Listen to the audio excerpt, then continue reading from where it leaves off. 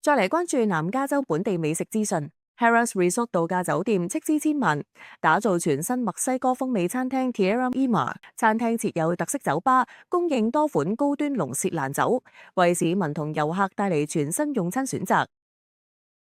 Harrah's Resort Southern California 近日宣布，佢斥資1070萬元打造嘅墨西哥風味餐廳 Tierra Ima 正式開業，取代原有嘅 Salt and Fin 餐廳。新店融合墨西哥傳統風味同現代設計風格，為本地食客同賭場遊客帶嚟全新嘅餐飲體驗。Tierra Ima 由美國知名建築公司 JCJ Architecture 設計，佔地7245平方英尺，設有153個座位，空間設計融合咗加州海岸嘅悠閒魅力，同墨西哥中世紀建築嘅現代優雅。餐廳以原木梁柱、天然石材同特色拼花地磚，營造沉浸式用餐氛圍，將客人從充滿活力嘅酒吧區引入私密嘅用餐區。菜品由主廚 Brian Texas 匠心打造，靈感源自下加州同墨西哥各地，提供魚牛肉、燉羊肉、香辣墨西哥蝦同埋經典炭烤魚等地道佳肴。餐廳配套專屬龍舌蘭酒吧，提供超過35種高端龍舌蘭酒同梅斯卡爾酒，